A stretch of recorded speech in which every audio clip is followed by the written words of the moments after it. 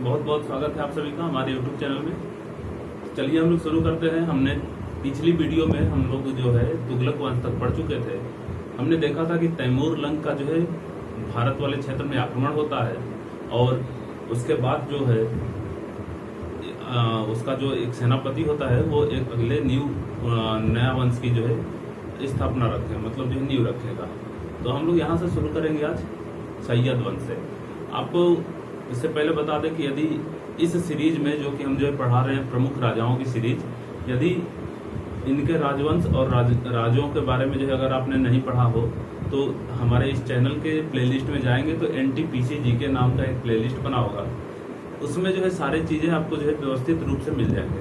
ठीक है, तो चलिए फिर हम लोग शुरू करते हैं। सैयद वंश, सैयद डायनेस्टी।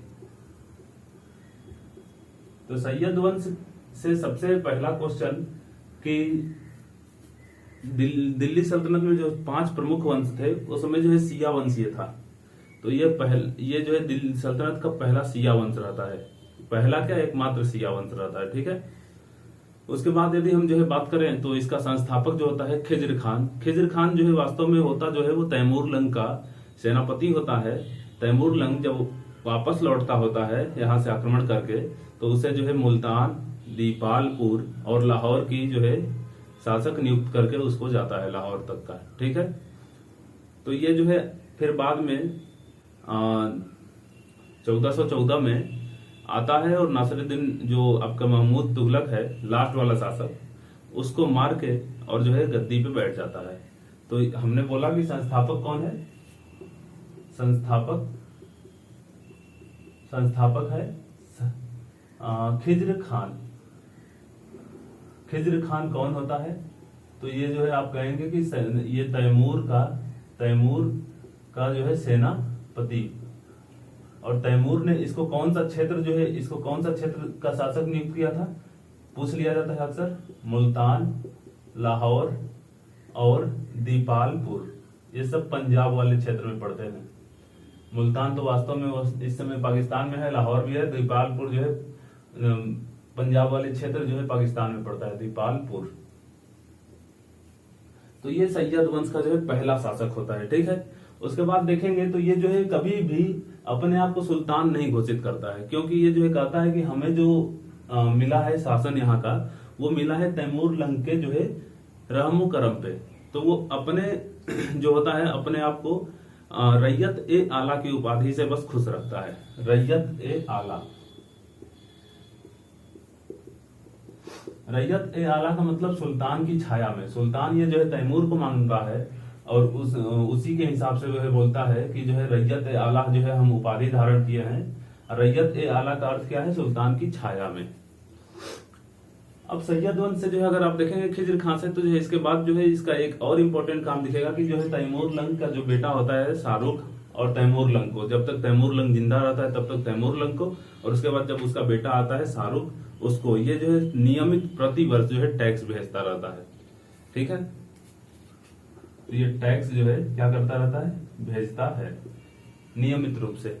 क्लियर है, तो इतनी पॉइंट है। इसका जो शासन काल है 1414 से लेके 1421 तक चलता है, 1414 से 1421। इसके बाद इसकी मृत्यु हो जाती है, स्वाभाविक सी मृत्यु हो जाती है। तो इसके बाद जो है अगला शासक जो बनेगा उसका नाम है मुबारक शाह। ठीक है, तो इसको हम जो है इरेज कर देते हैं। तो अगला शासक कौन है, मुबारक शाह। ठीक है, मुबारक शाह जो है 1421 से लेके 1434 तक शासक रहता है। मुबारक शाह 1421 से लेके 34 तक। तो यहां से आपको एक चीज देखना है कि ये मुबारक शाह है, ये वास्तव में जो रहता है इसका नाम मुबारक रहता है, ये शाह की उपाधि धारण करता है और ये सब वो काम करता है जो इसके पिता नहीं करते थे। यानी कि ये सुल्तान की भी उपाधि धारण करता है, शाह की उपाधि धारण किया, उसके बाद सुल्तान की उपाधि धारण किया, सुल्तान की उपाधि धारण करता है। उसके बाद जो है इसके दरबार में एक व्यक्ति रहता है जो कि आपने नाम सुना होगा, याहिया बिन अहमद सरहिंदी।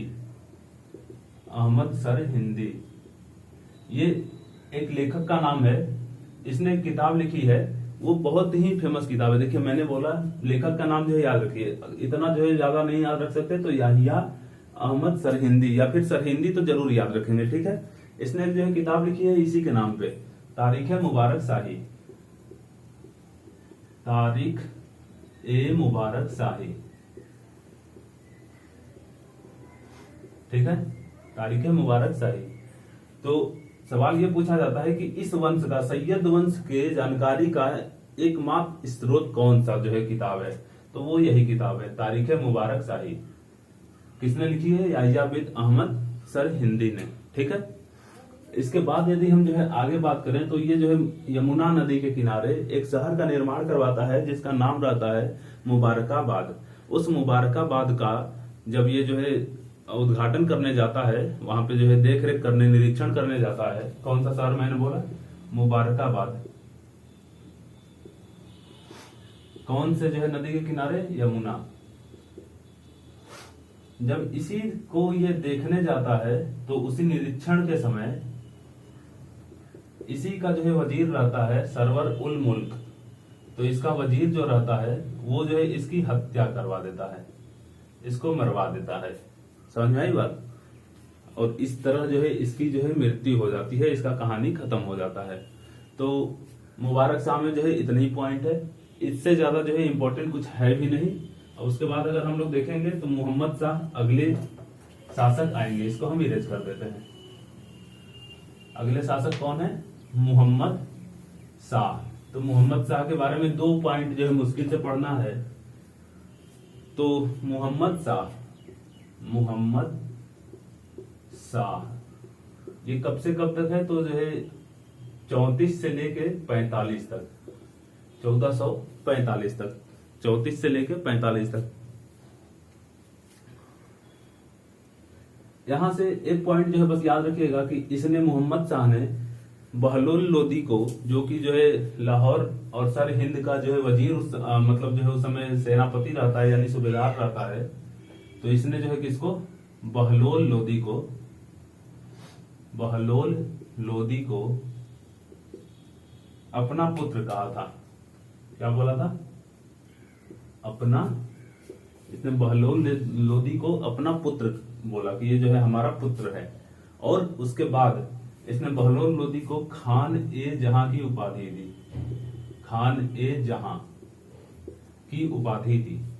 तो ये 2 पॉइंट मोहम्मद शाह से इंपॉर्टेंट है, उसके बाद ज्यादा कुछ इसमें इंपॉर्टेंट है ही नहीं, ठीक है। इसका जो वजीर होता है हमीद करके, ठीक, वो षड्यंत्र करता है और ये भी जो है मारा जाता है अंततः। फिर इसका जो बेटा होता है सबसे लास्ट वाला, वही जो है यहाँ पे जो है बनता है अगला शासक। तो हम लोग अब उसके बारे में पढ़ेंगे, अलाउद्दीन आलम शाह के बारे में। एक मोहम्मद शाह आपको मुगल बादशाह में भी देखने को मिलेगा, ठीक है। तो इस तरह कंफ्यूज नहीं होना है। अगला जो है शासक कौन है? अलाउद्दीन आलम शाह। तो अलाउद्दीन आलम शाह से 1-2 पॉइंट इंपॉर्टेंट है। अलाउद्दीन आलम शाह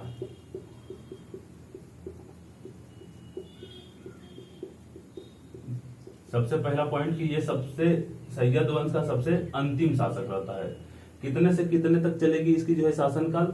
इसकी शासनकाल चलेगी आपकी 1445 से लेके 1451 तक, 1445 से लेके 1451 तक। अलाउद्दीन आलम शाह से केवल और केवल 1 या 2 पॉइंट याद रखना है आपको, वो ये कि इस वंश का सबसे अंतिम शासक, अक्सर पूछ दिया जाता है कि सैयद वंश का सबसे अंतिम शासक कौन है, तो आपको बताना है कौन है? अलाउद्दीन आलम शाह। उसके बाद से इसने जीवन के अपने अंतिम समय कहाँ बिताए थे? तो ये जो है बदायूं बिताया था। होता क्या है कि इसके जो है वजीर जो हमीद होता है उससे अनबन हो जाती है, और इसके जो 2 साले होते हैं उनसे भी इसका अनबन हो जाता है। तो ये राजपाट छोड़ के और जो है बदायूं जाके रहने लगता है। तो आपको वही जो है ध्यान रखना है। अंत समय कहाँ बिताया था? अंत समय बदायूं में, बदायूं यूपी में पड़ता है, ठीक है। और हमने क्या बताया है, अंतिम शासक रहता है इस वंश का। बाकी तो इससे बहुत सारे पॉइंट हैं कि इसने जो है सरकी वंश में अपनी बेटी का शादी किया था, लेकिन वो सब आपके काम की चीजें नहीं है और इम्पोर्टेंट नहीं है, इसलिए हम जो है वहां यहाँ पे छोड़ रहे हैं उसको, ठीक है। क्योंकि हम लोग इसको डिटेल में पढ़ेंगे आगे जो है जब नेक्स्ट में पढ़ेंगे। तो अभी हम लोग यहाँ केवल पढ़ रहे हैं इम्पोर्टेंट जो है डायनेस्टी और उसके इम्पोर्टेंट कार्य, बस इतना चीज है पॉइंट। तो चलिए अब हम इसके आगे बात करते हैं, ठीक है। तो सैयद वंश के बाद जो है हम लोग अब नेक्स्ट पढ़ेंगे कौन सा वंश, तो सैयद वंश के बाद अब अगला आता है लोधी वंश। तो लोधी वंश से कुछ इंपॉर्टेंट फैक्ट आपको याद रखने हैं। लोधी वंश, वैसे तो लोधी वंश पूरा चलेगा 1451 से लेके 1526 जब तक कि बाबर ना आ जाए, ठीक। लेकिन फिर भी आपको यहाँ से 2-3 पॉइंट याद रखने हैं। सबसे पहला, इसका संस्थापक कौन होता है, तो इसका संस्थापक जो है उसका नाम है बहलोल लोदी। बहलोल लोदी, इसका जो कार्यकाल है वो 1451 से लेके 1489 तक। तो बहलोल लोदी से हम लोग जो है कुछ बातें डिस्कस कर लेते हैं। देखिए, ये जो लोदी वंश है ये पहला अफगान या पठान वंश का ही है, अफगान को ही पठान बोला जाता है, ठीक है। तो पहला जो है अफगान वंश जो है भारत में अगर किसी ने नींव डाली थी तो वो जो है बहलोल लोदी, इसके बाद ही अफगानी आने शुरू किए थे, ठीक है। तो भारत में पूछा जाता है पहला अफगानी वंश लोदी वंश था। इसके संस्थापक बहलोल लोदी थे। बहलोल लोदी जो था ये चूंकि जो है इसको जो है हमने अभी पीछे बताया आपको कि अपना जो है बेटा बोलता है कौन, मुबारक शाह नहीं, मोहम्मद शाह। तो मोहम्मद शाह इसको जब अपना बेटा कहता है तो ये जो है उनके प्रति बहुत वफादार रहता है, ठीक। तो ये जो है वफादार रहता है और ये कोई ऐसा कार्य नहीं करना चाहता है जो कि अपने जो है मालिकों या फिर अपने जो है मतलब जो है जो इसको पुत्र कहता है तो ये उसको जो है अपना पिता मानता है, तो उसके प्रति अनादर की भावना उत्पन्न हो, ऐसा कोई कार्य जो है न करना चाहता है। तो इसका जो राजत्व सिद्धांत है वो समानता पे चलता है, ये सबको एक समान मानता है। क्योंकि ये जो है राजा कैसे बनता है, तो हमीद नाम के जो वजीर रहता है उसको ये जो है आता है मार के और वहां से गद्दी से हटा देता है और अपना जो है राजा बन जाता है। ये ना सोचिएगा कि इसने जो है आलम शाह को मारा था। जो लोधी सैयद वंश है उसका अंतिम शासक अलाउद्दीन आलम शाह था। तो उस आलम शाह वो जो है बाद में इसके बनने के बाद भी वो जिंदा रहता है, 61-62 में उसकी मृत्यु होती है। लेकिन चूंकि ये जो है किसको उसके वजीर को मार के जो है राजा बनता है। तो बहलोल लोदी से हमें आपको याद रखना है कि इस जो है संस्थापक है इस वंश का पहला नंबर। दूसरी बात आपको ये भी ध्यान रखनी है कि पहला कौन सा वंश है, अफगान या फिर पठान वंश का, ये पहला अफगान या पठान वंश। बहलोल लोदी ने अपने हम इसको बताए हैं राजत्व का सिद्धांत क्या था। राजत्व का सिद्धांत जैसे बलबन के राजत्व का सिद्धांत था रक्त एवं लौह की नीति, उसी तरह इसके राजत्व का सिद्धांत समानता पर आधारित था, समानता का सिद्धांत, ठीक है। समानता का मतलब ये होता था कि जब इसके सरदार आते थे, जब इसके जो है मुख्य सेनापति होते थे, जो इसके मुख्य सरदार होते थे, उनको अमीर वर्ग भी बोला जाता था। तो वो जो है आते थे जब दरबार में, तो उनके साथ जो है ये खड़ा हो जाता था उनके सम्मान में, ठीक। और उनके साथ नीचे दरी पे ही चटाई पे बैठ के जो है सारी योजनाएं बनाता था। तो इसी चीज को जो है ये अपने सरदारों को मकसद ए अली कह के पुकारता था, मकसद ए अली कहकर पुकारता था। तो बहलोल लोदी से जो है आपको 2-3 पॉइंट जो है एकदम ध्यान रखने पड़ जाएंगे, ठीक। उसके बाद इसने अपने ही नाम से एक तो सिक्का चलाया था जिसका नाम है बहलोल प्रकार के सिक्के। बहलोल सिक्का किसने जारी किया था, इसने ही जारी किया था। और तारीख ए दाऊदी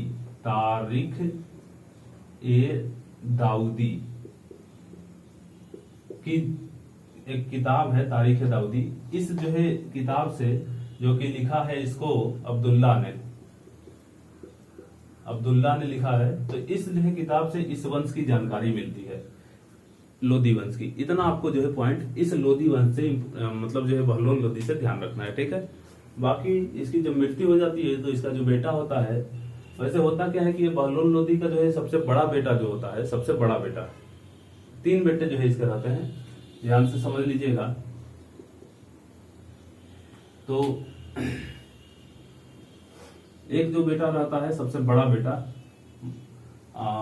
मोहम्मद ऐसे कुछ करके रहता है, नाम नहीं याद आ रहा है। दूसरा निजाम रहता है और तीसरा जो है दौलत खान लोदी या आलम खान लोदी, आलम खान लोदी रहता है। ठीक है, तो ऐसे हम जो है ये बाद में भी बताएंगे आपको। और यहाँ पे निजाम रहता है। तो ये जो है मंगोलों से लड़ते हुए मारा जाता है, इसका बड़ा बेटा। इसका बड़ा बेटा जब मंगोलों से लड़ते हुए मारा जाता है तो दूसरा जो बेटा होता है वो निजाम जो होता है, ठीक है, निजाम अगला शासक बनेगा, यहाँ की गद्दी का संभालेगा। ठीक है, तो निजाम खान के जो है बारे में हम लोग पढ़ते हैं। दूसरा शासक कौन आएगा? निजाम खान। इसी को हम लोग सिकंदर लोदी के नाम से भी जानते हैं। निजाम खान की जो है, निजाम खान 1479 से लेके और 1517 तक ये जो है अगला शासक जो है नियुक्त होगा।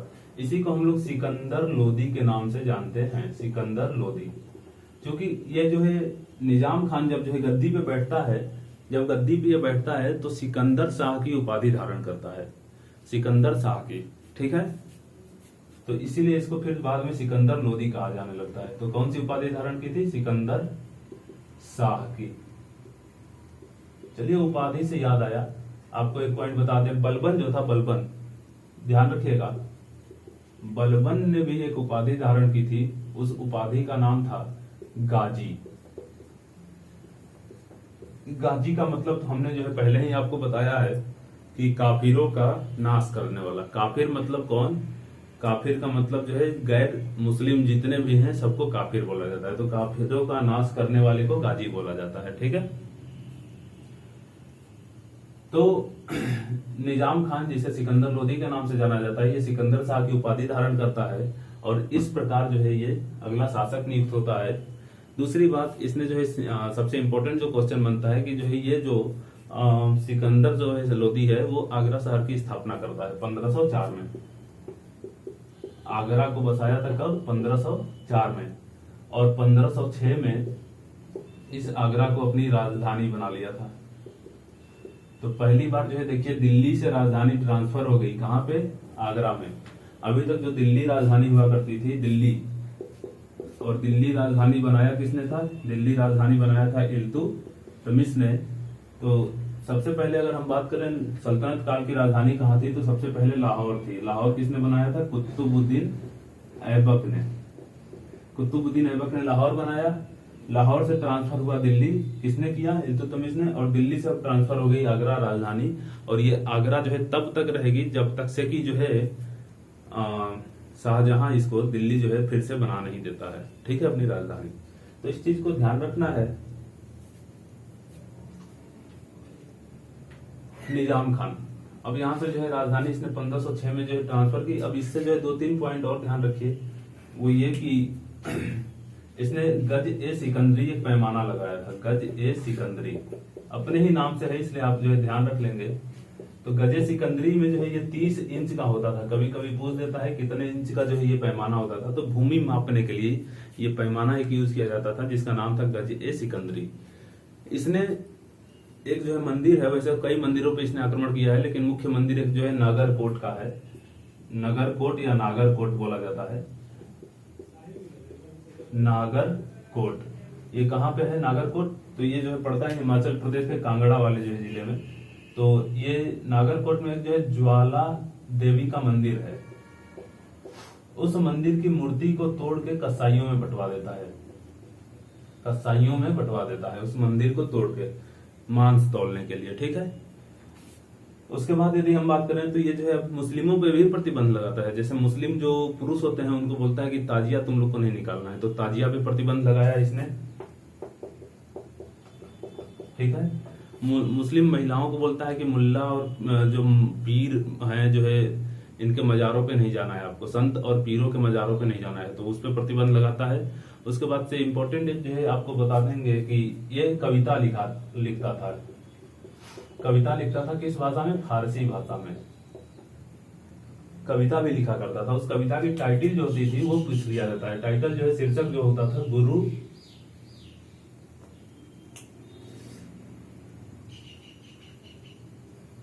टाइटल इसमें ध्यान नहीं आ रहा है। जो टाइटल हुआ करती थी क्या होती थी भाई? चलिए खैर, कविता जो है गुल रुखी, देखिए याद आ गया, गुल रुखी नाम से कविता लिखता था। गुल रुखी नाम से जो है ये फारसी में कविताएं लिखा करता था, एक शीर्षक थी। ठीक है। तो जो है ये है आपका जो है सिकंदर लोदी। देखे समय क्या हुआ, समय बहुत कम है। इसके बाद से जो है कि वीडियो कट ना हो जाए, हम इसको जो है हटाते हैं।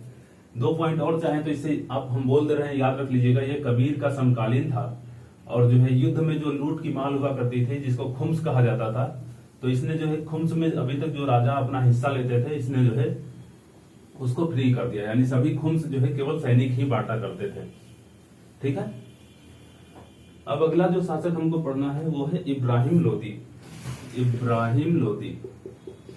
इब्राहिम लोदी से आपको 2 पॉइंट याद रखनी होगी कि लोदी वंश का ये अंतिम शासक होता है, लास्ट। और जो है 1 पॉइंट और याद रखना है कि ये पहला ऐसा शासक है किसका? दिल्ली सल्तनत का पहला ऐसा शासक है जो कि युद्ध में मारा जाता है। कौन से युद्ध में? 1526 में जो है पानीपत की युद्ध होती है। इस युद्ध को हम लोग जो है बाबर के समय में पूरा डिटेल से पढ़ेंगे। तो आपको इतना ध्यान रखना है कि ये जो इब्राहिम लोदी अंतिम शासक है इस पूरे दिल्ली सल्तनत का और लोदी वंश का। लेकिन ये पहला ऐसा शासक होता है जो कि युद्ध में मारा जाता है। 1 पॉइंट और याद रखना है, इसने इस 1526 से पहले एक और युद्ध लड़ी थी, वो था खतौली का युद्ध। खतौली का युद्ध, तो खतौली का युद्ध किससे इसने लड़ा था वो आपको ध्यान रखना है। इब्राहिम लोदी और राणा सांगा के बीच हुआ था, जिसमें राणा सांगा जीत गया था। ठीक है। तो इतना जो है पॉइंट आप ध्यान रखेंगे।